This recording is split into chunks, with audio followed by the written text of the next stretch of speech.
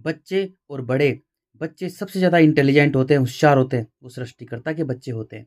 कोई भी 5-6 साल का बच्चा है, छोटा बच्चा है,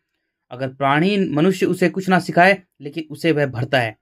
छोटा-सा बच्चा होता है, उसे खाने से मतलब होता है, केवल पेट भरने से मतलब होता है, वो सोने-चांदी को इम्पोर्टेंस नहीं देगा। कोई सोने की कुछ भी चीज़ पड़ी होगी, कोई भी हार वगैरह, कोई कान का कुछ भी जो प्राणहीन लोगों ने निर्माण कर लिए, तो सोने को, हीरे को, चांदी को, वो ऐसे ही समझेगा मिट्टी की तरह। वो मिट्टी की तरह समझेगा। उसे मिट्टी ही समझेगा, उसके लिए कुछ इम्पोर्टेंट नहीं है, उसके लिए केवल पेट भरने से ही वो ही ज़्यादा इम्पोर्टेंट है। दूध पी लेगा बेचारा, कुछ खाने के लिए फल-फ्रूट खा लेगा,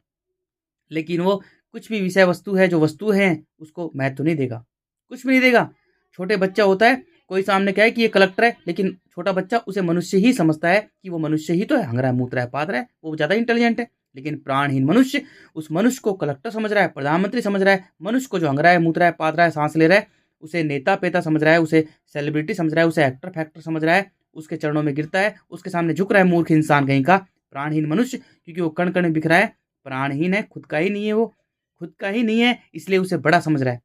अंधा कीड़ा बना हुआ है कि वो भी, जो भी कलेक्टर-प्लेक्टर, प्रधानमंत्री, राष्ट्रपति, नेता-पेता, जो भी बना हुआ है, एक्टर-फैक्टर, सेलिब्रिटी, प्रसिद्धि, सिंगर-फिंगर जो भी बना हुआ है, वो मात्र मनुष्य ही है। हँग रहा है, मूत रहा है, पाद रहा है, ठुस कर रहा है, साँस ले रहा है, वो एक जीव ही है, वो भी मनुष्य ही है, लेकिन अंधा कीड़ा बन गया है, सत्य नहीं देख पा रहा है।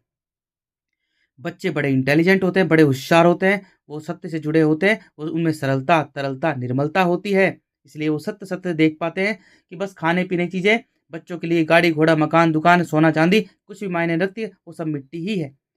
लेकिन बच्चों को मन में ठूस-ठूस के मिट्टी भरते हैं प्राणहीन मनुष्य, जो प्राणहीन होते हैं, गद्दार, प्राणपिता से गद्दारी करने वाले, जो अपने मन के मालिक ही नहीं है, मिट्टी, जल, अग्नि, वायु मिला रहे हैं, फ्री फोकट में सृष्टिकर्ता की हवा ले रहे हैं, दुष्ट, नीच, गद्दार कहीं के। लेकिन जो हवा से भी जो ज़्यादा महत्वपूर्ण है, वो आकाश तो, और आकाश अनंत, अखंड, अजर, अमर है, और इस तन को चलाने वाला आकाश सृष्टिकर्ता स्वयं ही है। आकाश खाली है, मौन है, स्थिर है, तो मनुष्य भी अपने मन को, अपने आकाश को खाली रखे, स्थिर रखे, मौन रखे, अपने मन का मालिक बने, तभी वह सत्य-सत्य देख पाएगा, सत्य से जुड़ेगा, जन्म-मरण के चक्र से मुक्त हो पाएगा। लेकिन प्राणहीन मनुष्य बच्चे को भी अपनी तरह ही बनाता है, फैक्ट, इंडस्ट्रीज, विषय वस्तु, रिश्ता, ये सोना है, ये चांदी है, ये एक्टर है, ये फैक्टर है, ये नेता है, प्रधानमंत्री है, फलाना-ढिमकाना एक्टर, सेलिब्रिटी, सिंगर, ये अपनी तरह से ही बच्चे को भी प्राणहीन ही कर देता है। दुष्ट कहीं का, नीच, गद्दार,